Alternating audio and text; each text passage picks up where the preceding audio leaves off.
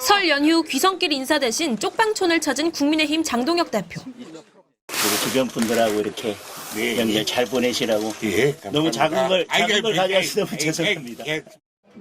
오는 6월 지방선거를 앞두고 민생 행보에 나서며 연일 외연 확장과 통합을 외치고 있습니다.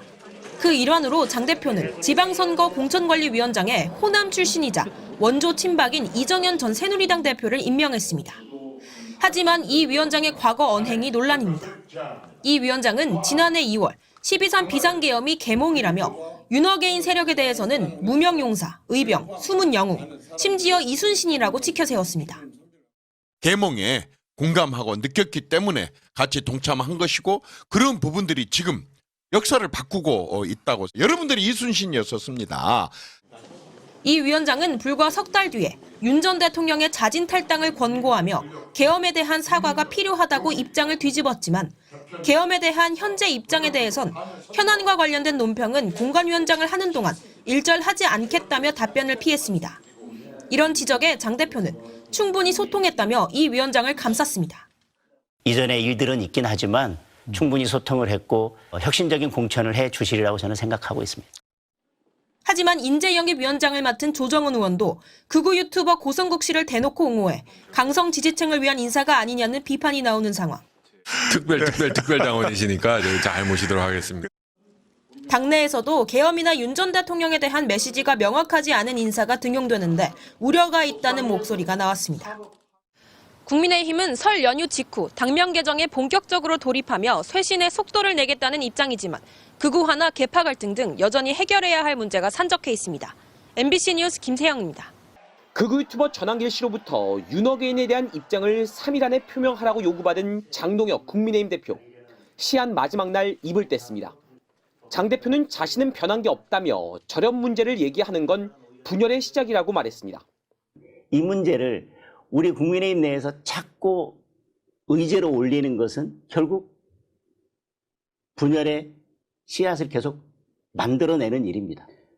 구체적인 답변을 피한 채 모호한 답변을 내놓은 건데 정작 전한길 씨는 큰 불만이 없다는 듯 장 대표에 대한 지지 의사를 재확인했습니다. 엄마 아빠가 톡톡 싸우고 하더라도 집 나가고 그러질 않잖아요. 장동혁 대표님과 전한길의 관계도 그렇게 생각하시면 좋겠습니다. 전 씨는 이렇게 말한 배경에 국민의힘 김민수 최고위원의 설명이 있었다고 했습니다. 윤허개인과의 절연이 아니라 지방선거 승리를 위한 전략이라고 설명했다는 겁니다. 장동혁 대표님은 원래 약속을 지킨다고 합니다. 다만 시간차가 있다고 했습니다.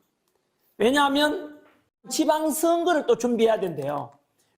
전 씨는 지방선거를 이기기 위해 윤허개인과 잠시 거리두는 거니 그걸 이해한다고 했습니다. 결국 전략적 거리두기를 선택하겠다는 건데 국민의힘에서는 윤석열 석방을 위해서라도 지방선거를 이겨야 한다는 주장까지 나왔습니다. 선거에 이기지 못하면 어떠한 것도 이룰 수가 없습니다. 윤석열 대통령 석방할 수도 없습니다. 친한계는 장 대표가 가면만 바꿔 쓰고 있다고 지적했습니다. 중국 옛날 보면 변검이라고 합니까? 얼굴이 이렇게 확 하고 바꾸는 거 순간순간 그런 느낌도 하나 들고.